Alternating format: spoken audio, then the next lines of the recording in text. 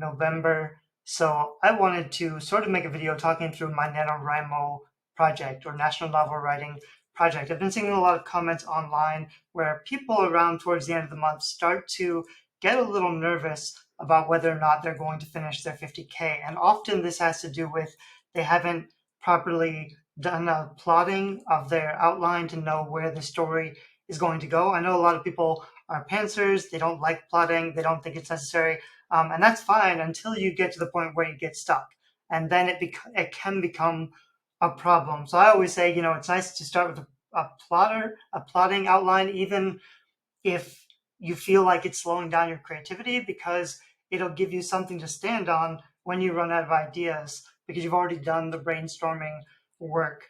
So what I wanted to do is kind of quickly talk you through, and this video is half for me because I find that talking through my ideas helps me to get unstuck. So if I'm feeling a little bit stuck with my story, probably you need a sounding board, whether or not this is somebody else, or you're talking to your pet, or you're talking to your stuffed animal, or whatever. I talk to YouTube, which isn't always great for you because I have very unpolished videos.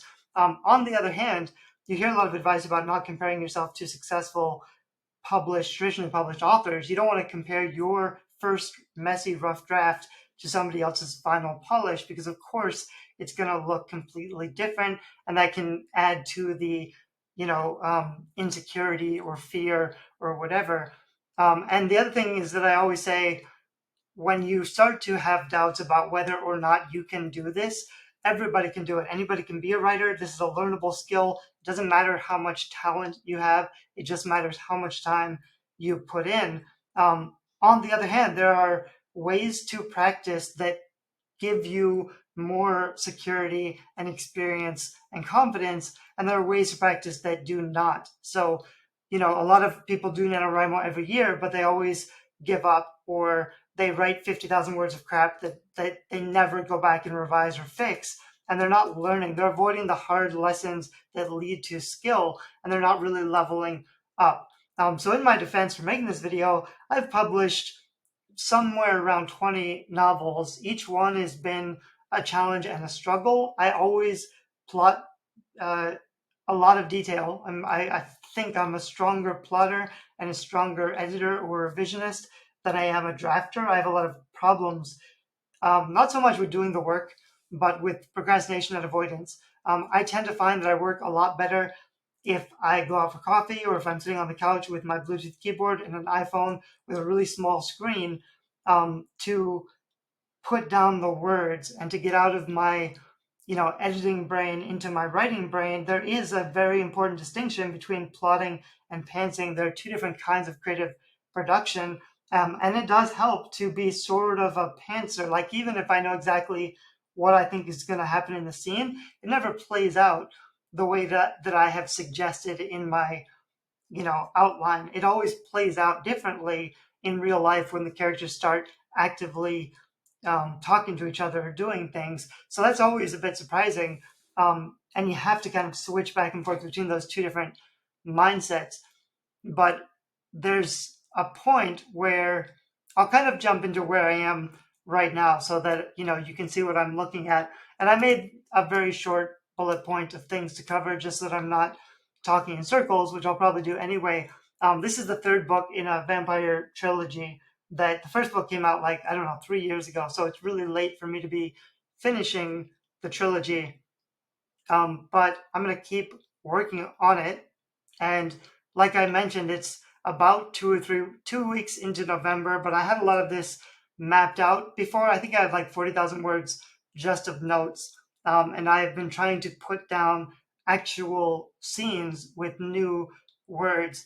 Yesterday I had a pretty good day. I had about 10,000 words yesterday. I tend to take a day or two off and then do 5,000 or 10,000 words basically all day long, with a few writing sprint sessions, maybe 3 or 4 hours of writing sprint sessions, and then all day Netflix or procrastination or whatever. And then I might take a day off the next day and do absolutely nothing, because you're always sort of digging the hole deeper, and you can never dig further than what you can see. So you can't really figure out the scene until you get stuck on that scene, and you have to take each scene one by one. But at some point, like I'm a little bit feeling stuck right now because yesterday I had a pretty good day and I sort of got to the ending where I had and this also happens a lot with my plots where I basically figure out the shortened version of the plot. I basically figured out the final battle scenes and how that's going to play out, but I don't really know how the beginning is going to work because if I just skipped, to the ending, I would be really short. And my beginnings, especially my sequels or my third books, tend to not be very direct, where they sort of weave around or go in little unexpected directions. But I actually find that's where all of my best stuff is because the final battle scenes don't matter unless you have those slow, sweeter scenes in the beginning that make the ending hit that much harder. And these are often things that I don't really plan out. It's just that, they show up in the moment when I'm filling in the blanks. And then when I get to the ending, that's when my characters can look back at how far they've come and kind of do an accounting of what they've been through and what they've given up or lost to get here. And it can make those, weaker, slow beginning scenes actually a lot more powerful. So I've been putting down a lot of that stuff. I did just today previously in this outline, I had the 24 chapter outline that I use on creativeindie.com, which you can download. And it's got, basically 24 chapter ideas and all of the major big turning points. But just now, as I've gone through and been adding like actual chapter content, I've went through and deleted all of those extra bullet points because at this point, like the bullet points were there to kind of have a roadmap of where I'm going. But then when I actually write the chapter, I can go and delete those bullet points because the outline just gets way too messy.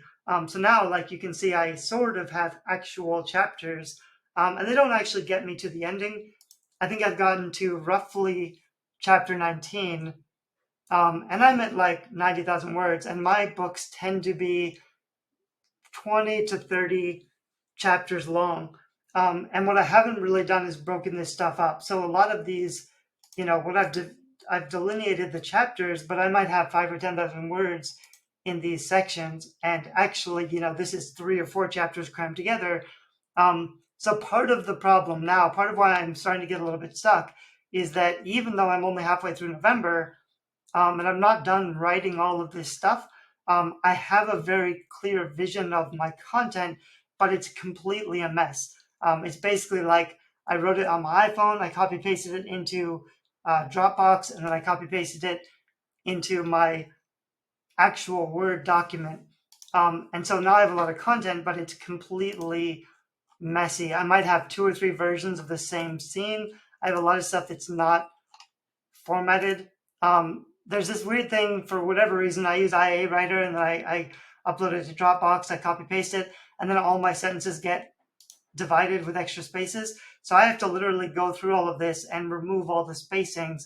Also, when I'm doing my first draft, I don't really focus on punctuation or spelling at all. So there's a ton of typos. There's a ton of like missing speech quotes and things to fix up.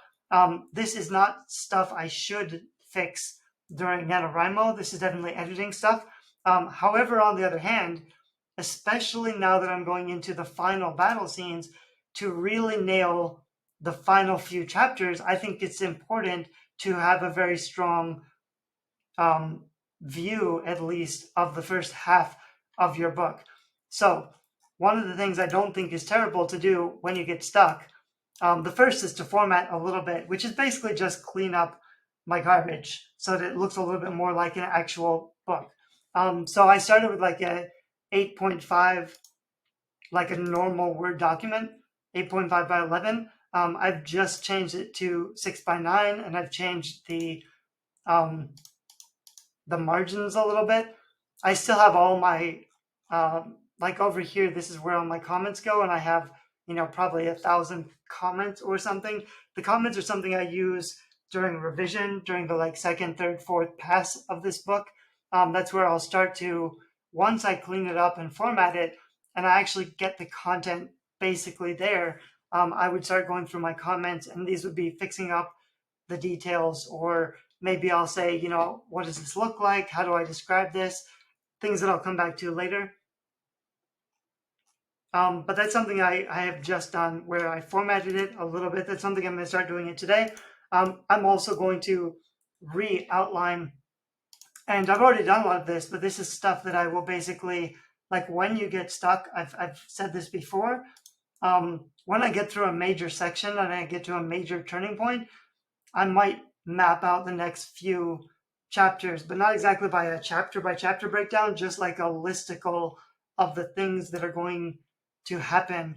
So I sort of have this, I think, like I started doing this yesterday. I wrote like 10,000 words, and then I started just thinking, a very short checklist of what the ending is going to look like, and I started mapping that out. I've also got that already in other places here, where I just have like a bullet point checklist of all the things that are going to happen in my final battle scenes, and I have to start making sure, like now I've got a bunch of notes and a bunch of checklists. I have to kind of reduce and boil all of these ideas down into a workable outline, because now I've got a lot of ideas to play with. I've got a pretty strong, pretty clear idea of how those scenes are going to play out.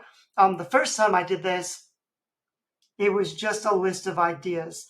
So just like a mental plotting brain list of ideas. And you, like I've said earlier, you can't actually pants the scene. You can't actually write the scene until you can see the scene. So there's a difference between knowing what happens and being able to see in your head, where is everybody? What's the background look like? What are they wearing? How exactly does the action play out, like blow by blow? That's the stuff you have to sort of see before you can really jump in and start actively writing it in real time. There's a difference between plotting it. And that's why it's also weird, like the difference between plotting and pantsing, if I can go on a little tangent, it doesn't hold up, because plotting is something you do before you do the writing, which you can either do or not do. But when you're actively writing the scene, you're a pantser. That's your pantser brain. Even if you have a really tight outline, even if you've written 40,000 words of notes before you start, which I have done, when you switch over to your pantsing brain and you are in the scene, actively experiencing how it plays out, you're not in your plotting brain anymore. You can't be a plotter and a pantser, or one or the other, because those are two separate types of creativity that happen at different times. So it's not only the case that I think, definitely there are some parts that feel easier, and I think there are parts that you should get more comfortable with if they are not comfortable for you. But I think it's a complete false dichotomy to argue that either one is better, or that neither is necessary, because I think every author needs to experience both. I think plotting and pantsing are two core functions of novel writing that nobody can escape from.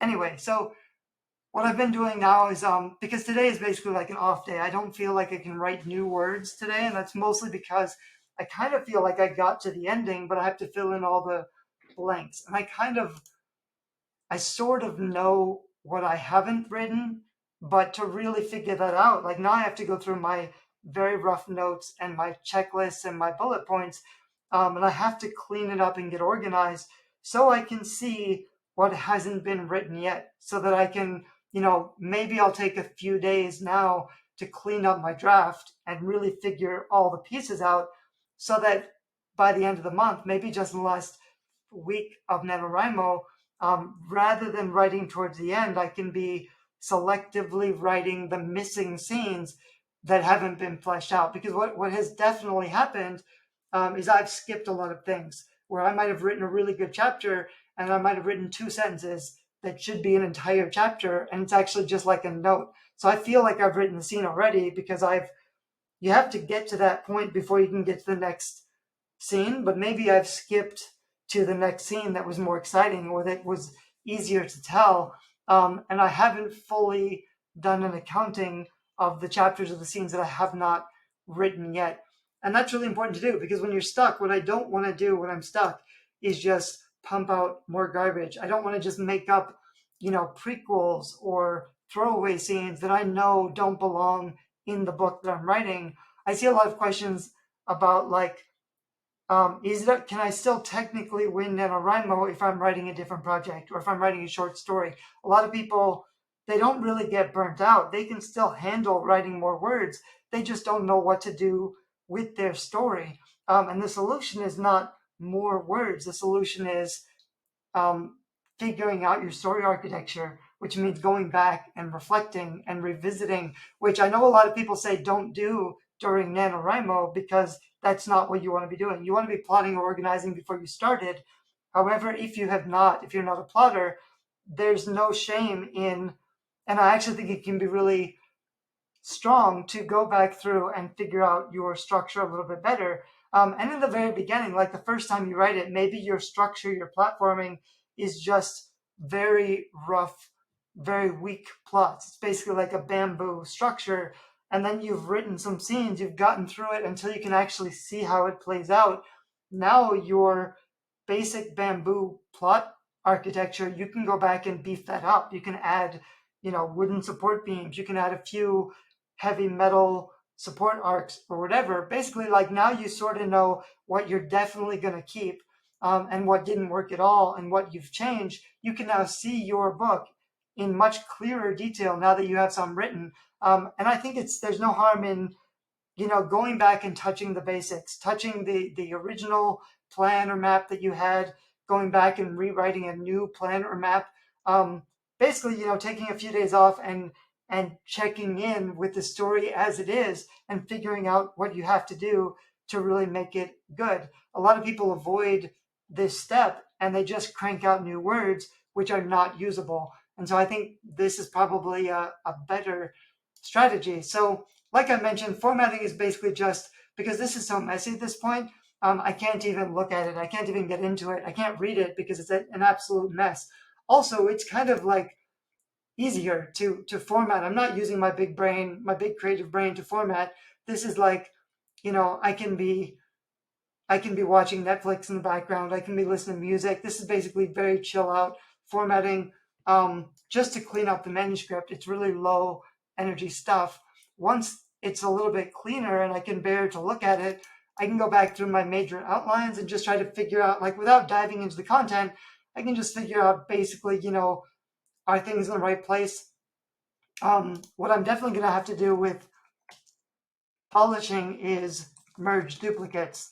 So this is a big one because I'm definitely avoiding the work, because I know merging duplicates is one of the hardest things to do. When you have like two different versions of the scene, or when you have like, I've written some casual notes or conversations in one place, and then I've written the actual scene in another place, and they don't belong together, but I don't want to cut either of them, and I have to kind of figure that out.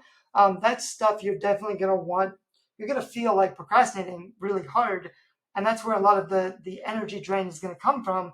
If you're feeling low energy, if you're feeling like you want to give up, look for duplicates, because this is a big signal that like this is why you don't feel excited about working on your book anymore. It's because now you have a lot of content and the content is messy and it's messing up your productivity. So you have to deal with it. You have to actually figure out and deal with it, which is difficult creativity, but it's not, putting down new words on the page creativity. It's a whole different type of thinking.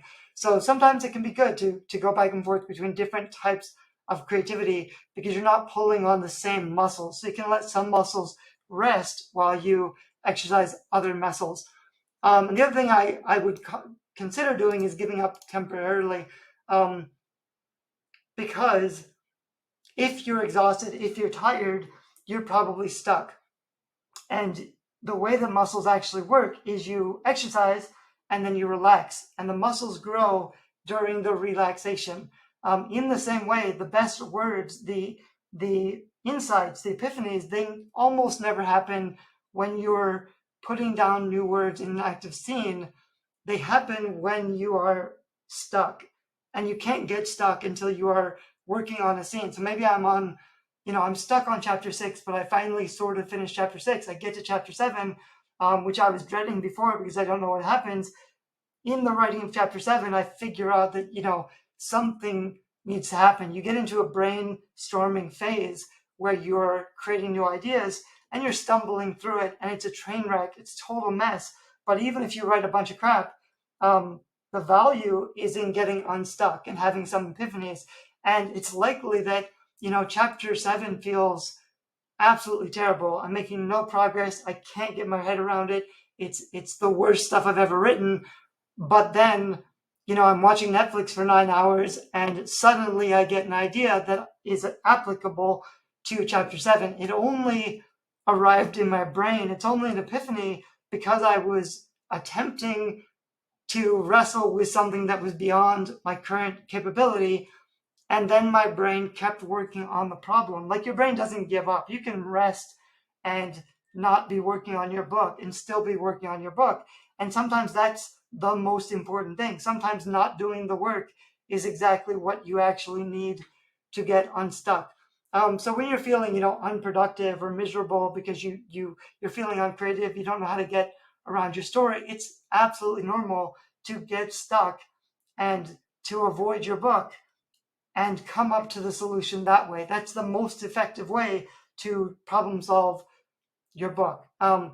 Normally, once you get in the habit, once you are focused on writing, you find this getting stuck, getting unstuck happening faster and faster. But, sometimes you'll take a week off. Nanowrimo is great because it gives us that social peer pressure to not take several weeks off and without feeling, terrible about yourself, which is good because you do need a little bit of that hard external deadline that pushes you to get back into your story. But anyway, there's nothing wrong with temporarily, on purpose, taking a day or two off, or, like I mentioned, to just switch gears and focus on other very important things which can help get you unstuck in a roundabout way. So I'm not really going to talk about my actual, stuff, but this is what I'm doing today, and probably tomorrow, after having a kind of successful day where I sort of got to the ending. I have other videos about, writing the final battle scene. It's really, really important because, in my view, the final quarter of the novel has two final battle scenes, which have very different purposes, and they kind of sandwich the last night of the soul. So I have developed for this novel a few gripping final confrontations, and I sort of am challenged because I have some really big choices to make, and I'm not exactly sure in which direction, like which of these big choices is actually going to play out. But now that I am confident, like before I didn't know, like the first half of Nanowrimo, I didn't know if I was going to get this book finished at all because I couldn't see the end of it clearly. Now, only halfway through Nanowrimo, even though I probably skipped like half of this book, I have written enough of the final few chapters to see clearly the shape of the entire book. So this is kind of a good time for me to step back and go through. And I can take a few days to clean up all of this content, streamline it a little bit, get a little bit clearer on the first half of the book, because that's going to make a really strong springboard for me to focus on the writing and the details and the cleaning up of the last half of the book. That's actually something I do pretty often, where I will draft the first half, I'll clean it up, I'll draft the second half, and I'll be kind of going back and forth in two stages so that, by the time the first half is actually pretty decent, almost readable, the second half is probably still a total mess. And that's okay, because that's sort of the process that I work with. I still think it's possible that I'll have this book written and published in about a month, which, is going to be really difficult. I might not make it, but at this point, I'm feeling like it's not the most ludicrous thing in the world. Like I mentioned, I've already got 93,000 words. 20,000 is probably 25,000 is throwaway garbage and notes or duplication. But even so, I've got a strong 60, 70K. I need to write another, 25K to get it finished, which is definitely in the realm of possibility. So sorry for this, totally messy video, But the point was kind of I'm hoping that by sharing my process, rather than comparing your stuff, your first draft, to somebody else's final draft, you can compare your first draft to this stuff, which is a total mess of garbage, but will turn into a pretty solid book when I finish it. Anyway, I'm sharing this because I think it might help. I'm also sharing it because, like I said, it helps me to focus on my ideas if I'm allowed to talk out loud and ramble for a little while, which is mostly what my entire YouTube channel is about. But I do say some smart things sometimes. And every once in a while, I actually put together like a coherent presentation. So I definitely have some of those as well. If you actually want like, a clean, simplified PowerPoint of writing advice, I have some of that stuff too, which is really great. So subscribe, comment if you want to tell me more about your NaNoWrimo project. Thanks. Bye-bye.